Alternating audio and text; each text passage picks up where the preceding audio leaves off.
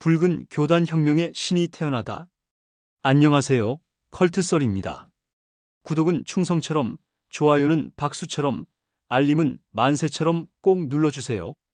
이번 글은 사상이 컬트로, 컬트가 세계적 위협이 되는 역사의 시작을 이야기하려고 합니다. 준비되셨어요? 자, 시작합니다. 지금부터 한 사람이 어떻게 신이 됐는지 보여드릴게요. 여러분, 질문 하나 할게요. 80년 동안 한 가문이 나라를 지배했다면 이게 뭘까요? 왕조? 독재? 아니에요. 컬트거든요. 오늘은 세계에서 가장 거대하고 가장 오래되고 가장 성공한 컬트 이야기를 해볼게요. 바로 북한입니다. 자, 여기서 시간을 거슬러 올라가 볼게요. 1945년 9월 19일 평양역. 그날 한 남자가 소련 군함을 타고 원산항에 도착했어요. 그리고 기차를 타고 평양으로 왔죠. 이름은 김성주 33살이었어요. 사람들은 이 사람을 몰랐어요. 누군지도 몰랐죠. 근데 소련군이 말했어요. 이 사람이 김일성 장군이다. 누구? 항일 영웅 김일성이다. 있잖아요. 여기서부터 이상한 일이 벌어져요. 왜냐하면 그 시대에 김일성이라는 이름은 전설이었거든요. 일제시대에 만주에서 독립군 활동하던 영웅. 근데 누구도 얼굴을 본 적이 없었어요. 그냥 소문으로만 들었죠. 김일성 장군이 일본군 100명을 죽였대. 김일성 장군은 총알도 안 맞는데 전설이었던 거예요. 실존 인물인지도 불확실한. 그런데 소련이 이 33살 청년을 데려와서 말한 거죠. 이 사람이 그 김일성이다. 사람들은 의심했어요. 저 사람이 너무 젊은데? 진짜 김일성 맞아? 근데 소련군이 총 들고 있으니까요. 아무도 물어보지 못했어요. 이게 뭔지 아세요? 브랜딩입니다. 최초의 북한식 브랜딩. 거짓말은 반복되면 교리가 되고 교리는 세대를 지배하죠. 전설의 이름을 가져다가 한 사람한테 붙인 거예요. 3년 후 1948년 9월 9일 조선민주주의인민공화국이 수립됐어요. 수상은 김일성. 남쪽에서는 이승만이 대통령 됐고 북쪽에서는 김일성이 수상이 된 거죠. 근데 여기서부터 남과 북이 완전히 달라져요. 남쪽은 대통령이 바뀌잖아요. 이승만, 윤보선, 박정희, 전두환. 북쪽은요? 80년 동안 김씨 3대예요. 이게 정상일까요? 아니거든요. 있잖아요. 이때부터 북한은 나라가 아니라 교단이 되기 시작한 거예요. 어떻게? 김일성 초상화가 모든 건물에 걸립니다. 학교, 공장, 집. 초상화 없는 곳은 없었죠. 왜 초상화를 걸어야 해요? 수령님께서 우리를 지켜보고 계시니까. 이게 뭔지 아세요? 성화거든요. 교회에 예수님 그림 거는 것처럼. 그리고 찬양 노래를 만들었어요. 김일성 장군의 노래가 나왔어요. 빛나는 조국의 태양. 인민의 어버이. 매일 아침 이 노래를 불렀어요. 학교에서, 공장에서, 군대에서. 이게 뭔지 아세요? 찬송가입니다. 그리고는 역사를 다시 썼어요. 김일성이 일본군을 몰아냈다고 가르쳤어요. 해방은 김일성 장군이 한 것이다. 소련? 미국? 그런 거 없어요. 오직 김일성. 이게 뭔가요? 창세기거든요. 교단의 시작. 1950년 6월 25일 새벽. 전쟁이 터졌어요. 6.25 전쟁. 북한군이 38선을 넘어서 남쪽으로 내려왔죠. 처음에는 잘 나갔어요. 3일 만에 서울 점령하고 한 달 만에 낙동강까지 내려갔어요. 이제 통일이다. 근데 9월 15일 인천 상륙작전이 성공하면서 전세가 역전됐어요. 유엔군과 한국군이 북쪽으로 올라가기 시작했죠. 10월에는 평양이 함락됐어요. 김일성은 중국 국경 쪽으로 도망쳤고 이제 끝났구나. 근데 중국군이 개입했어요. 100만 명이 넘는 중국군이 압록강을 건너왔죠. 전쟁은 3년 동안 계속됐어요. 1953년 7월 27일 휴전협정이 체결될 때까지. 결과는요? 남북한 합쳐서 500만 명이 죽었어요. 민간인만 300만 명. 그 피로 세례받은 교단이 바로 붉은 교단입니다. 이게 얼마나 많은 숫자인지 아세요? 당시 한반도 남북 전체 인구가 3천만 명이었거든요. 6명 중 1명이 죽은 거예요. 모든 가정에서 누군가 죽었어요. 아버지, 어머니, 형제, 자매. 상상해 보세요. 여러분 가족 중 1명이 전쟁에서 죽었다고. 슬프죠? 화나죠? 누구 탓을 하고 싶죠? 북한은 이걸 이용했어요. 미제놈들이 우리를 공격했다. 우리는 방어한 것뿐이다. 수령님이 우리를 지켜주셨다. 사실은 김일성이 전쟁을 시작한 건데요. 북한 주민들은 몰랐어요. 오히려 김일성이 구원자가 된 거죠. 이게 뭔지 아세요? 이건 희생양입니다. 컬트는 항상 외부의 적을 만들어요. 그리고 그 적 때문에 우리가 고통받는다고 가르치죠. 그러면 신도들은 더 단결해요. 더 믿게 돼요. 북한도 똑같았어요. 미국이 우리의 적이다. 남조선 괴뢰도 적이다. 우리를 지켜줄 사람은 수령님뿐이다. 전쟁이 끝나고 나서 김일성의 권력은 오히려 더 강해졌어요. 그런데 전쟁이 끝나고 나서 김일성은 또 다른 전쟁을 시작했어요. 총 대신 입으로 싸우는 전쟁, 바로 권력 숙청이었죠. 내부에는 여러 파벌이 있었어요.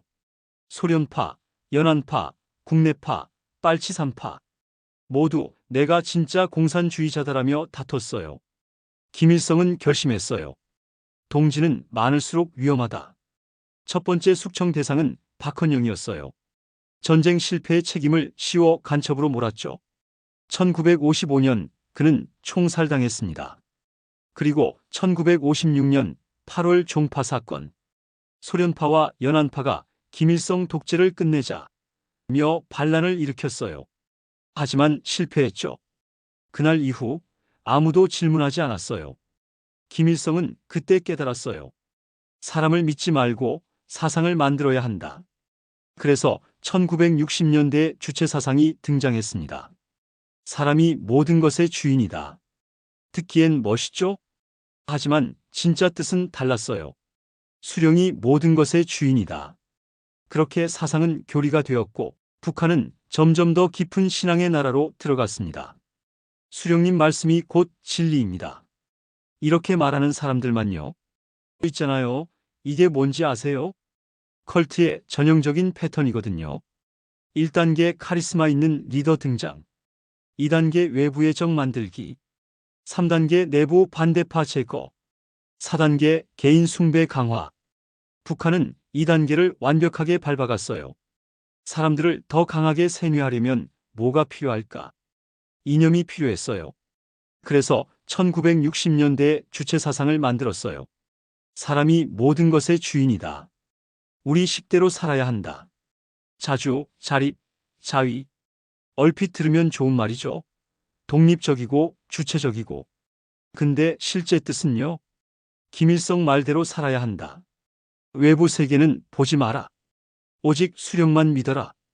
이게 북한식 경전이었던 거예요. 그리고 1972년에는 사회주의 헌법을 만들어서 김일성을 주석으로 만들었어요. 주석은 뭐냐면요. 대통령보다 위에요. 황제 비슷한 거죠. 조선민주주의 인민공화국 주석 김일성 동지. 이름 앞에 항상 이렇게 붙였어요. 그리고 모든 공공장소에 이런 문구가 새겨졌어요. 위대한 수령 김일성 동지는 영원히 우리와 함께 계신다. 있잖아요. 이게 뭔지 아세요? 신격화를 만든 겁니다. 사람을 신으로 만드는 거예요. 그리고 1974년 2월 조선노동당 중앙위원회 전원회의에서 중요한 발표가 있었어요. 김정일 동지를 당 중앙위원회 정치국 위원으로 선출한다. 김정일. 당시 32살이었어요. 김일성의 장남이죠. 사람들은 수군거렸어요. 아들을 후계자로. 이게 사회주의야, 왕조야. 근데 아무도 크게 말하지 못했어요. 말하는 순간 숙청당하니까. 있잖아요. 김정일이라는 사람은 특이했어요. 아버지 김일성은 군인 스타일이었거든요. 카리스마 있고 연설 잘하고. 근데 김정일은 달랐어요. 영화광이었어요. 영화를 미친 듯이 좋아했죠. 할리우드 영화, 일본 영화, 홍콩 영화 다 봤어요. 그리고 영화 만드는 법을 배웠죠. 어떻게 하면 사람들 감동시킬 수 있을까? 어떻게 하면 눈물 흘리게 할 수 있을까? 어떻게 하면 충성심을 끌어낼 수 있을까? 김정일은 북한 전체를 영화 세트장처럼 만들기 시작했어요. 여기저기 신도들이 있는 모든 곳에 집단체조라는 게 생겼어요. 수만 명이 동시에 움직이면서 김일성 찬양, 아리랑 공연이 생겼어요. 10만 명이 카드 섹션으로 그림 만드는 거, 기념관, 동상, 박물관을 만들었어요. 모든 게 연출이었어요. 김정일은 감독이었고 북한 주민들, 즉 신도들은 엑스트라였죠. 대본은 정해져 있었어요. 수령님 만세, 장군님 만세. 이 대사만 외치면 됐어요. 근데 1980년대가 되니까요. 문제가 생겼어요. 배가 고팠거든요. 북한 경제가 무너지기 시작했어요. 소련과 중국의 지원이 줄어들었고 계획 경제는 실패했고 공장들은 멈춰섰어요. 배급이 끊기기 시작했습니다. 이번 달 배급 없습니다. 다음 달에 받으세요. 근데 다음 달에도 없었어요. 사람들은 산에 가서 나무 껍질을 먹었어요. 풀뿌리를 캤어요. 있잖아요. 이상한 게 뭔지 아세요? 배는 고픈데요. 충성심은 안 줄어들었어요. 왜일까요? 그동안 세뇌가 완성됐거든요. 우리가 배고픈 건 미제 때문이다. 수령님도 같이 고생하신다. 조금만 참으면 우리는 승리한다. 사람들은 이렇게 믿었어요. 진심으로요. 컬트의 무서운 점이 이거예요. 현실이 아무리 끔찍해도 신앙은 흔들리지 않는다는 거죠. 그리고 1994년 7월 8일 김일성이 죽었어요. 심근경색이었대요. 82살이었죠. 북한 전역이 울었어요. TV에서는 울면서 방송하는 아나운서가 나왔고 거리에서는 사람들이 쓰러져서 울었어요. 어떻게 수령님이 돌아가시다니? 이제 우리는 어떻게 살아요? 진심으로 운 사람도 있었을 거예요. 50년 동안 세뇌당했으니까. 근데 안 운 사람도 있었을 거예요. 드디어 끝났구나. 하지만 그 생각을 입 밖에 낼 수는 없었죠. 왜냐하면요. 감시당하고 있었으니까. 저 사람 눈물 안 흘리네. 저 사람 덜 슬퍼 보이는데? 이러면 끌려가는 거죠. 정치범 수용소로. 그래서 사람들은 더 크게 울었어요. 더 크게 소리내서 울었어요.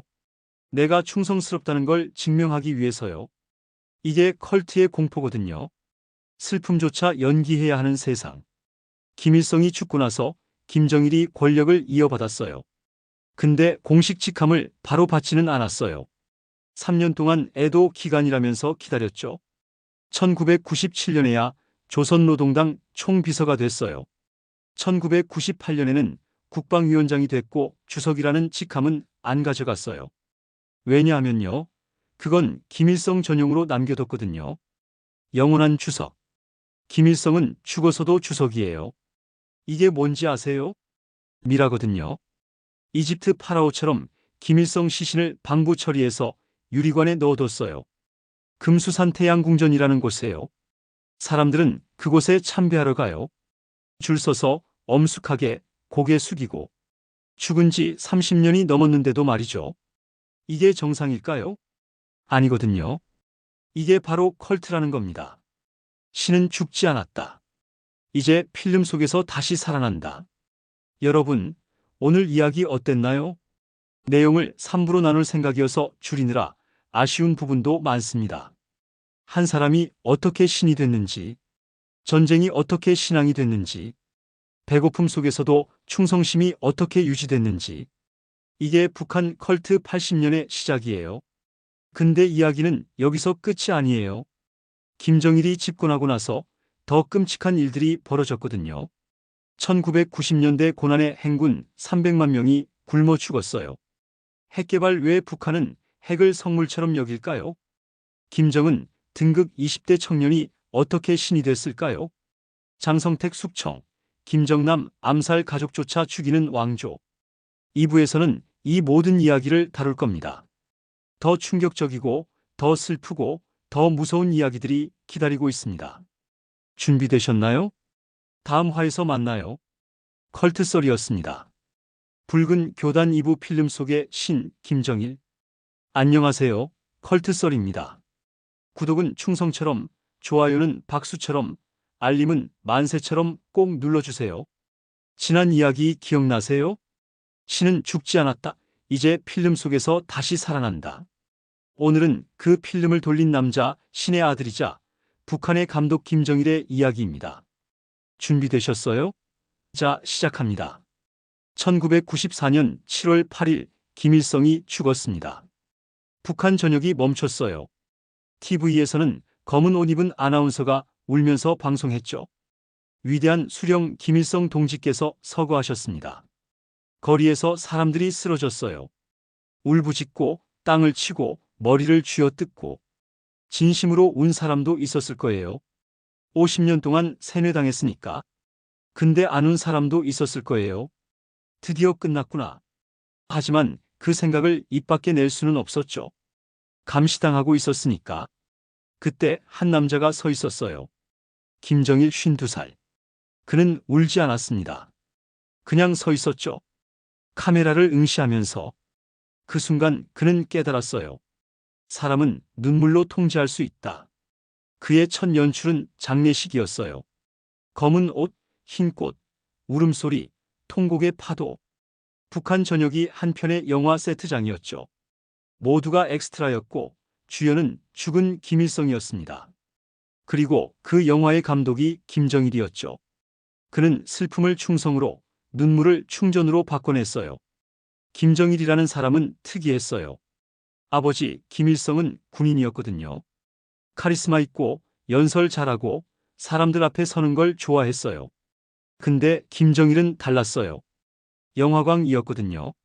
할리우드 영화, 일본 영화, 홍콩 영화. 닥치는 대로 봤어요. 그의 사무실에는 VHS 테이프가 1000개 이상 쌓여 있었대요. 007 시리즈, 람보, 대부, 쇼생크 탈출 다 봤어요. 불법으로요. 북한 주민들은 이런 영화 보면 처벌받는데 김정일은 맘껏 봤죠. 그리고 그는 생각했어요. 현실이 엉망이면 영화를 현실로 만들면 된다. 상상해 보세요. 한 나라의 지도자가 영화 감독처럼 세상을 연출하기 시작했어요. 오늘은 이 장면을 찍을까? 이번에는 감동신을 넣어볼까?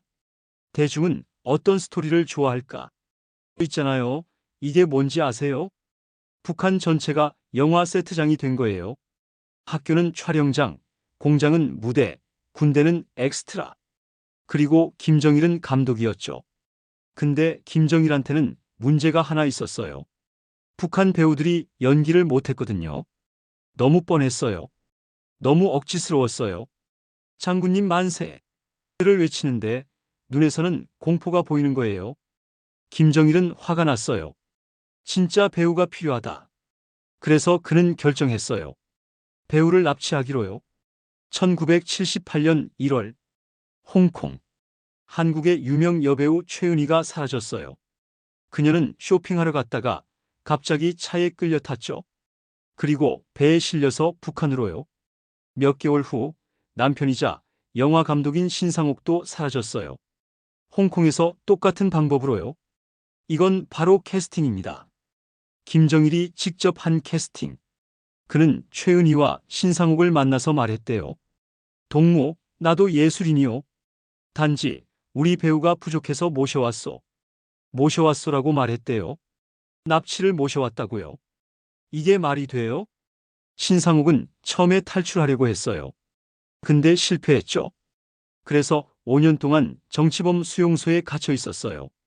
최은희는 평양에서 감시 속에 살았고요. 1983년 김정일이 둘을 다시 불렀어요. 이제 영화를 만들자. 세계적인 영화를. 그래서 만든 영화가 뭐냐면요. 불가사리예요. 괴물 영화예요. 고질라 비슷한 거. 근데 진짜 괴물은 영화 속이 아니라 영화 밖에 있었죠. 바로 김정일이었어요. 신상옥과 최은희는 1986년 오스트리아 비엔나에서 탈출했어요. 미국 대사관으로 뛰어들어갔죠. 그들은 나중에 증언했어요. 김정일은 미쳤다. 그는 현실과 영화를 구분하지 못한다. 김정일은 집단 체조를 사랑했어요. 정확히 말하면 수만 명이 동시에 같은 동작하는 걸 좋아했죠. 아리랑 공연이라는 게 있어요. 10만 명이 동시에 움직이면서 카드 섹션으로 그림을 만드는 거예요. 김일성 얼굴, 김정일 얼굴, 태양, 별, 깃발. 한 사람이라도 실수하면 그림이 망가져요. 그래서 연습을 1년 동안 해요. 매일 몇 시간씩요. 아이들도 참여하죠. 초등학생부터 어른까지. 더운 여름에도, 추운 겨울에도, 비가 와도, 눈이 와도 연습하다가 쓰러지는 아이들도 있었어요. 실신하고 탈수되고. 근데 연습은 멈추지 않았어요. 이건 체조가 아닙니다. 기도였어요. 장군님 만세. 김일성 태양 만세. 몸으로 하는 기도. 이게 북한식 예배였던 거예요. 그런데 1990년대가 되니까 큰 문제가 생겼어요. 1991년 소련이 무너졌어요. 북한의 가장 큰 후원자가 사라진 거예요. 식량 지원, 석유 지원, 경제 지원 다 끊겼어요. 중국도 더 이상 무상으로 도와주지 않았어요. 이제는 돈 내고 사세요. 말한 거죠. 북한 경제가 무너지기 시작했어요. 공장이 멈추고 전기가 끊기고 식량 배급이 중단됐어요. 1994년부터 1998년까지요. 북한에서 대기근이 발생한 거죠. 그들은 그것을 고난의 행군이라 불렀습니다. 배급소에 가도 식량이 없었어요. 이번 달 배급 없습니다. 다음 달에 오세요. 근데 다음 달에도 없었어요. 그 다음 달에도요. 사람들은 산으로 갔어요. 나무 껍질을 벗기고 풀뿌리를 캐고 옥수수 껍질을 삶아서 먹었어요. 어떤 사람들은 흙을 먹었어요. 배를 채우려고요. 거리에 사람들이 굶어서 쓰러졌어요. 죽어서도 며칠 동안 그대로 누워 있었어요. 치울 사람도 없었으니까. 얼마나 많은 사람이 죽었을까요? 약 300만 명입니다. 북한 인구가 당시 2,300만 명이었거든요. 13%가 죽은 거예요. 8명 중 1명. 모든 가정에서 누군가 굶어 죽었어요. 상상해 보세요. 여러분 가족 중 1명이 굶어 죽었다고. 슬프고 화나죠? 정부를 원망하고 싶죠? 근데 북한 주민들은요, 김정일을 원망하지 않았어요. 왜일까요? 김정일이 이렇게 말했거든요. 이건 미제와 남조선의 봉쇄 때문이다. 우리가 굶는 건 적들 때문이다. 수령님도 우리와 함께 고생하신다. 조금만 참으면 우리는 승리한다. 사람들은 믿었어요. 진심으로요. 우리가 굶는 건 미국 때문이야. 김정일 장군님도 굶고 계셔. 근데 사실 김정일은 전혀 안 굶었어요. 평양 특별식당에서는 매일 프랑스 요리, 일본 초밥, 중국 요리가 나왔어요. 김정일은 콘약을 사랑했습니다. 프랑스산 헤네시. 한 병에 수백만 원 하는 거요. 매년 수십만 달러어치를 수입했대요. 주민들은 나무 껍질 먹는데 김정일은 헤네시를 마셨어요. 이게 말이 돼요? 근데 더 무서운 게 뭔지 아세요? 사람들은 몰랐다는 겁니다. 김정일이 뭘 먹는지, 어떻게 사는지. 오히려 장군님도 우리와 함께 고생하신다고 믿었죠. 이게 컬트의 무서운 점이에요. 현실이 아무리 끔찍해도 신앙은 흔들리지 않는다는 거죠. 현실이 아무리 잔혹해도 차단된 믿음은 성스러운 교리가 됩니다. 고난의 행군이 한창일 때 김정일은 새로운 슬로건을 내놨어요. 성군 정치. 총대를 앞세워 혁명을 수행한다. 무슨 뜻이냐면요. 군대가 최우선이라는 거예요. 주민들은 굶어 죽어도 군인들은 밥을 먹어야 한다는 거죠. 군대가 약하면 나라가 망한다. 군대만 강하면 우리는 승리한다. 그래서 모든 자원이 군대로 갔어요. 식량, 연료, 물자 모두 다요. 주민들, 나머지만 먹으면 돼요. 믿기 힘들지만 이건 사실입니다. 이건 정치가 아니라 희생제의였습니다. 옛날에 제사 지낼 때 가장 좋은 음식을 신에게 바쳤잖아요. 북한도 똑같았어요. 군대가 신이었던 거예요. 그래서 김정일은 항상 군복을 입고 다녔어요. 아버지 김일성은 양복을 입었는데 김정일은 카키색 군복만 입었죠. 나는 군의 총사령관이다. 그게 그의 정체성이었어요. 그런데 2000년이 되면서 남북 관계가 좀 나아졌어요. 김대중 대통령의 햇볕 정책 때문이었죠. 북한을 적으로 보지 말고 대화하자. 2000년 6월 김대중 대통령이 평양에 갔어요. 남북 정상회담이 열렸죠. 역사상 처음으로요. 김정일이 김대중을 맞이했어요. 악수하고 웃고 사진 찍고 TV에서 그 장면을 보면서 사람들은 생각했어요. 이제 평화가 오는구나. 근데 북한은 안 변했어요. 금강산 관광이 시작됐어요. 남한 사람들이 북한 땅에 놀러 가는 거예요. 처음에는 좋았어요. 남북이 만나고 대화하고 서로 이해하고. 근데 2008년 끔찍한 일이 벌어졌습니다. 남한 관광객 박광자 씨가 북한군한테 총에 맞아 죽었어요. 이유는요? 새벽에 산책하다가 북한군 통제 구역에 들어갔다는 거예요. 근데 경고도 없이 쐈대요. 등 뒤에서요. 이게 또 말이 됩니까? 북한은 사과하지 않았어요. 오히려 그쪽이 잘못했다고 했죠. 그날 이후 금강산 관광은 중단됐어요. 그리고 김정일은 핵무기를 만들기 시작합니다. 왜일까요? 이게 있어야 미국이 우리를 못 건드린다. 이게 수령님의 유산이자 조국의 선물이다. 있잖아요. 그쪽 컬트로 만든 나라에선 핵무기가 선물이 된 거죠. 교회에서 성체를 모시듯이 그들은 핵무기를 선물처럼 모셨습니다. 2006년 10월 9일 북한이 1차 핵실험을 했어요. 함경북도 길쭉은 풍계리 지하에서요. 폭발음이 울리고 땅이 흔들렸죠. 김정일은 기뻐했대요. 우리도 이제 핵 보유국이다. 근데 이게 끝이 아니었어요. 2009년 5월 25일 2차 핵실험. 더 강한 폭발이었어요. 세계가 비난하고 유엔이 제재를 합니다. 근데 김정일은 신경 쓰지 않았어요. 우리는 우리 식대로 산다. 핵은 우리의 생명이다. 이건 뭘까요? 국민들은 굶어 죽는데 핵무기는 만드는 거예요. 돈이 어디로 가는지 아세요? 핵무기요? 식량 살 돈으로 핵무기 만드는 거예요. 이건 또 뭔가요? 근데 북한 주민들은요, 자랑스러워했어요. 우리도 이제 강대국이다. 핵이 있으니까 미국도 못 건드린다. 진심으로 믿었어요. 이게 세뇌의 무서운 점입니다. 그런데 2008년 8월 이상한 일이 벌어졌어요. 김정일이 갑자기 사라진 거예요. TV에 안 나왔어요. 공식 행사에도 안 나왔어요. 사람들은 수군거렸죠. 장군님 어디 가셨대? 혹시 돌아가신 거 아냐? 몇 달 후 김정일이 다시 나타났어요. 근데 이상한 겁니다. 얼굴이 한쪽으로 기울어져 있었고 걸음걸이가 어색했어요. 뇌졸중이었대요. 쓰러졌었던 거죠. 그날 이후 김정일은 예전 같지 않았어요. 말도 어눌해지고 몸도 자주 아팠어요. 그는 느낍니다. 내 시간이 얼마 안 남았다. 그래서 서둘러 후계자를 정했어요. 셋째 아들 김정은이었죠. 2010년 9월 조선노동당 대표자회에서 김정은이 처음으로 공개됐어요. 당시 27살이었어요.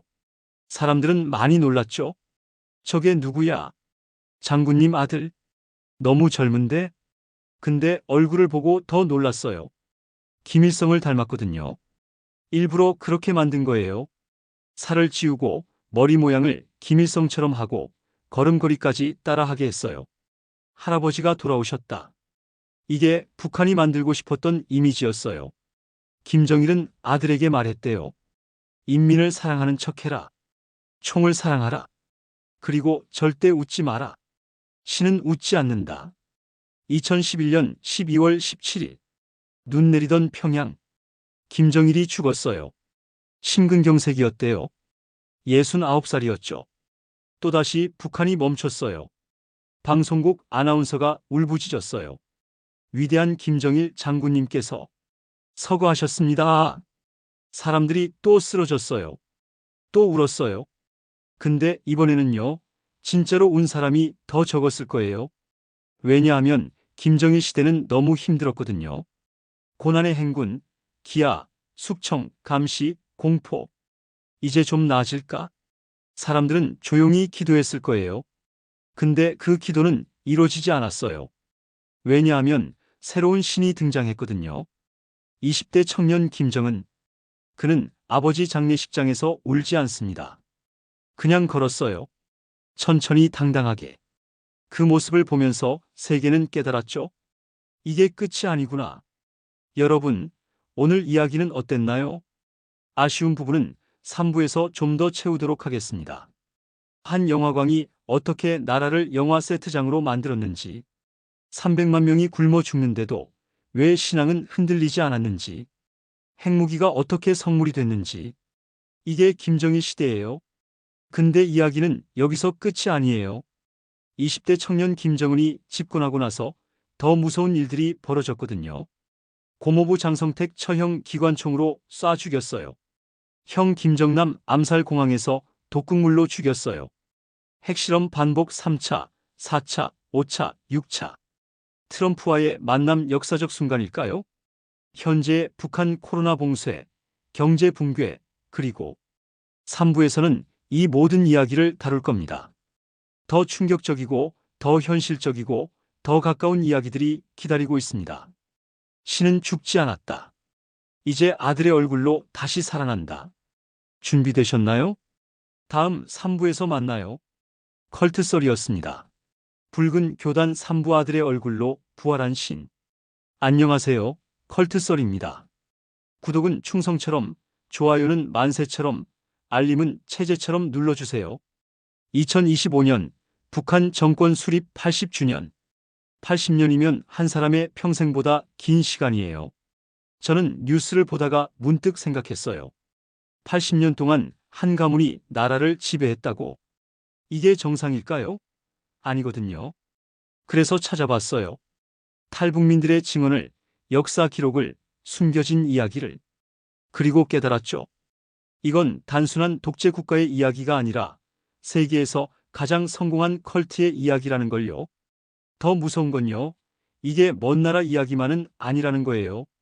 비판 대신 복종을, 의심 대신 맹신을 강요하는 구조는 우리 주변에도 있거든요. 회사에서도, 조직에서도, 때로는 가정에서도요. 왜 의문을 품으면 안 되지? 왜 다르게 생각하면 배신자가 되지? 컬트는 종교만의 문제가 아니에요. 사람을 신으로 만들고 질문을 죄악으로 만드는 순간 그건 이미 컬트거든요. 그래서 이 이야기를 써야 했어요. 북한이라는 나라를 통해 컬트의 본질을 보여주기 위해서요. 그리고 우리에게 묻기 위해서요. 우리는 정말 자유로운가? 맹목적 신앙은 어디서부터 시작되는가? 준비되셨어요? 마지막 이야기 시작합니다. 2011년 12월 17일, 겨울에 눈 내리던 평양. 김정일이 죽었습니다. 69살. 북한은 다시 멈췄어요. TV에는 검은 옷 입은 아나운서가 울부짖었고 거리에는 연출된 울음소리가 퍼졌죠. 위대한 장군님께서 서거하셨습니다. 근데 이번에는 달랐어요. 사람들이 덜 울었거든요. 김일성 때만큼 슬프지 않았어요. 김정일 시대는 너무 힘들었으니까요. 그 자리에 새 얼굴이 있었죠. 김정은 27살. 그는 울지 않았어요. 천천히 걸었고 천천히 고개를 들었죠. 그 순간 사람들은 속삭였어요. 신이 또 한 번 부활했다. 김정은은 출발부터 달랐어요. 할아버지 김일성은 혁명가였고 아버지 김정일은 영화광이었어요. 근데 김정은은요? 복제인이었어요. 그의 목표는 단 하나. 김일성을 다시 살려라. 머리 모양을 김일성처럼 자르고 살을 찌워서 얼굴을 김일성처럼 만들었어요. 걸음걸이도 김일성처럼 따라했고 말투까지도 그를 연상하게 했죠. 북한 방송에서는 김정은과 김일성의 영상을 비교했어요. 보십시오. 수령님께서 돌아오셨습니다. 사람들은 열광했습니다. 할아버지가 돌아오셨다. 진심으로 믿었어요. 완전한 리메이크거든요. 영화 리메이크처럼. 김일성 원본, 김정은 리메이크. 세대를 초월한 복제. 그리고 스스로를 신의 손자라 불렀어요. 나는 조선의 미래다. 2012년 4월 김정은이 집권한 지 4개월 만에 북한이 로켓을 쏘았어요. 광명성 3호. 실패했어요. 2분 만에 폭발했죠. 그런데 북한 방송은 말했어요. 성공적으로 궤도에 진입했다. 거짓말이었어요. 전 세계가 알았죠. 그런데도 북한 주민들은요, 믿었어요. 우리도 이제 우주 강국이다. 2012년 12월 또 쏘았어요. 이번에는 성공했어요. 김정은은 기뻐했죠. 신의 나라에도 최신형 무기가 필요하지. 그리고 2013년 2월 3차 핵실험, 2016년 1월 4차 핵실험, 2016년 9월 5차 핵실험, 2017년 9월 6차 핵실험. 계속 쏘고 계속 터뜨렸어요. 세계는 비난했고 유엔은 제재했어요. 근데 북한은 신경 쓰지 않았어요. 핵은 우리의 생명이다. 주민들은 굶주렸지만 로켓 발사는 멈추지 않았어요.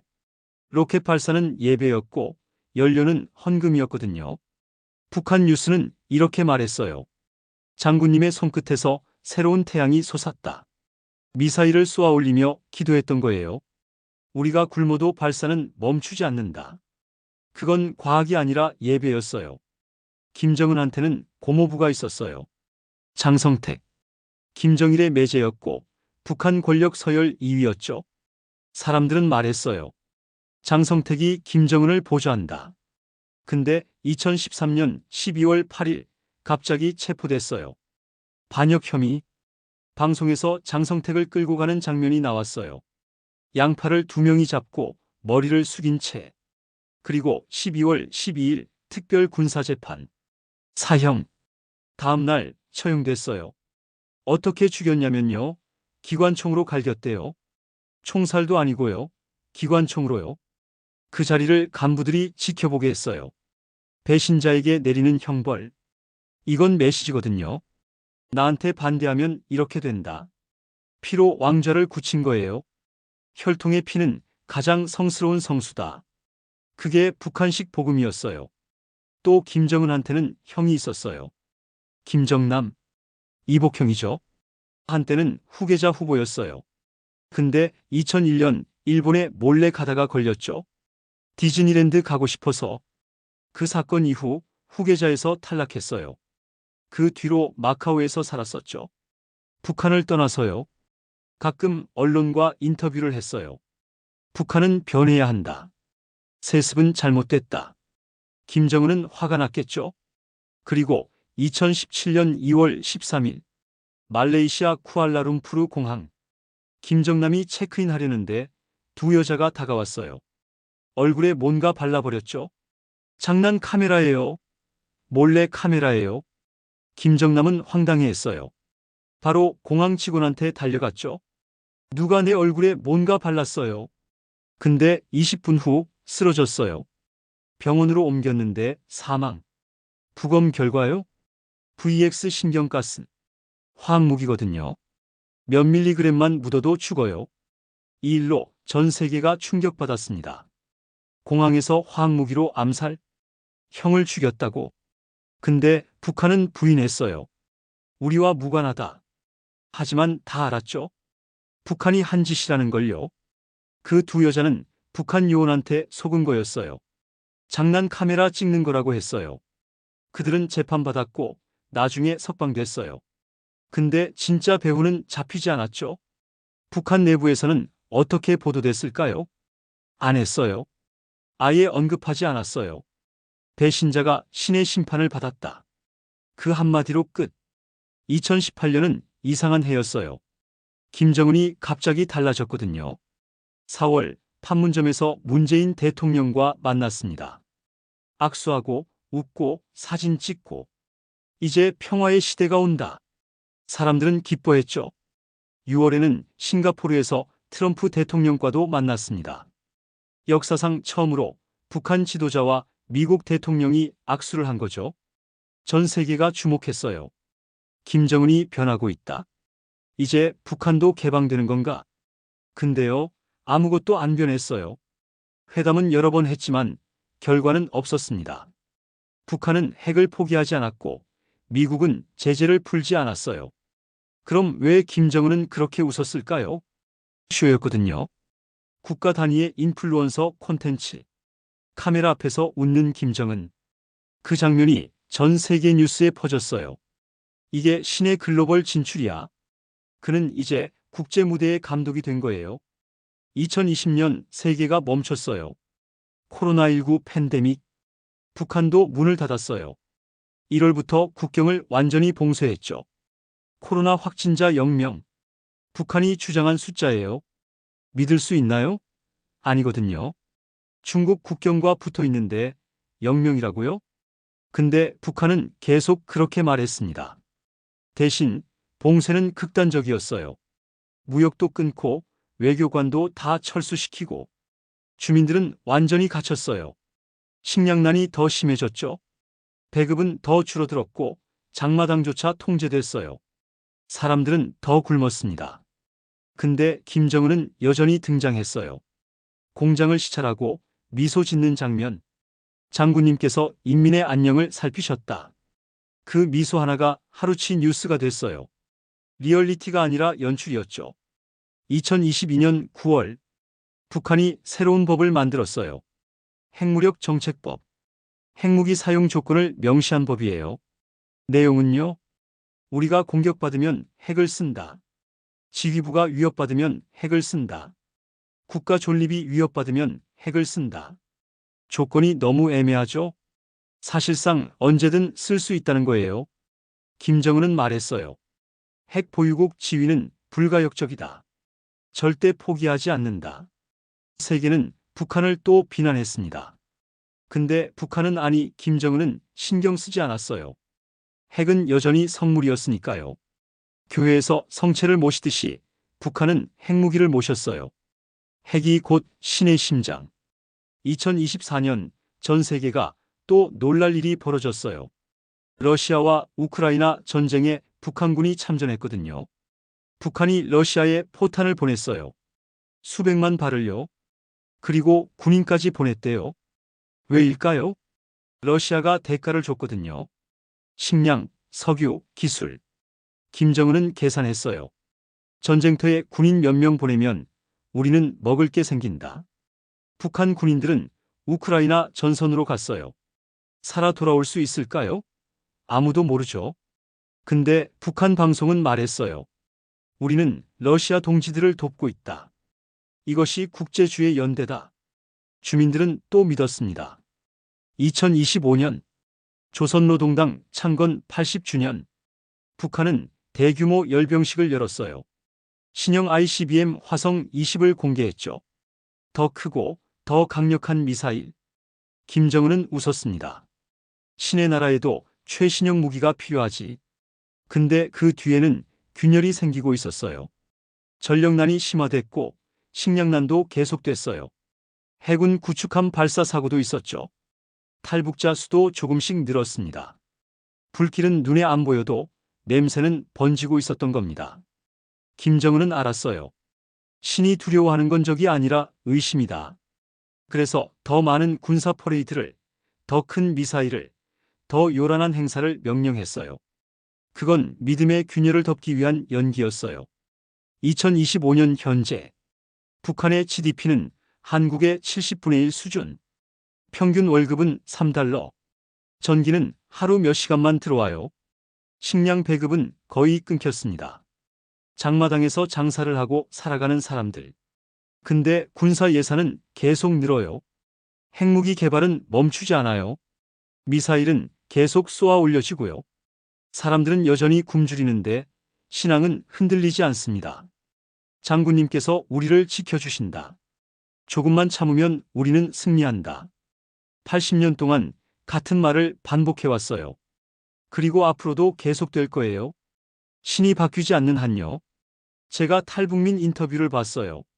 한 탈북민이 말하더라고요. 거기서는 의심하는 게 죄예요. 질문하는 순간 반역자가 돼요. 저는 30살이 돼서야 세상을 알았어요. 그때까지는 김정은이 신인 줄 알았어요. 또 다른 탈북민도 말했어요. 배는 고픈데 충성심만 요구해요. 나무 껍질 먹으면서도 김정은 찬양해요. 그게 미친 거라는 걸 탈북하고 나서야 알았어요. 그들은 울었습니다. 아직도 거기 남은 가족들이 있어요. 제발 이 이야기를 세상에 알려주세요. 그래서 저 컬트설은 이 글을 썼어요. 80년? 김일성의 신화, 김정일의 영화, 김정은의 쇼. 이건 단순한 독재의 역사가 아니에요. 한 가족이 세대를 걸쳐 이어온 세습된 신앙의 연극이에요. 근데 이 연극에는 결말이 있을 거예요. 모든 컬트는 결국 믿음이 아니라 현실에 부딪히니까요. 신은 죽지 않았습니다. 다만 계속 리메이크 될 뿐이죠. 그리고 그 리메이크의 마지막 장면은 언젠가 관객이 무대 밖으로 걸어 나올 때 끝날 거예요. 사람을 신으로, 영화를 현실로, 그 결과가 지금의 북한이다. 우리가 이 이야기를 잊지 말아야 하는 이유입니다. 그리고 우리 스스로에게 물어야 해요. 나는 정말 자유롭게 생각하고 있는가? 나는 의심할 권리를 가지고 있는가? 나는 질문할 수 있는가? 만약 그 답이 아니오라면 우리도 어쩌면 작은 컬트 안에 있는 건지도 모릅니다. 비판적 사고를 잃는 순간 우리도 북한 주민과 다를 바 없어요. 그래서 이 이야기는 북한만의 이야기가 아니에요. 우리 모두의 이야기거든요. 여러분, 세 편의 긴 이야기 끝까지 봐주셔서 감사합니다. 이 이야기가 여러분에게 작은 질문이라도 남겼으면 좋겠어요. 나는 자유롭게 생각하고 있는가? 그 질문 하나면 충분합니다. 컬트썰이었습니다.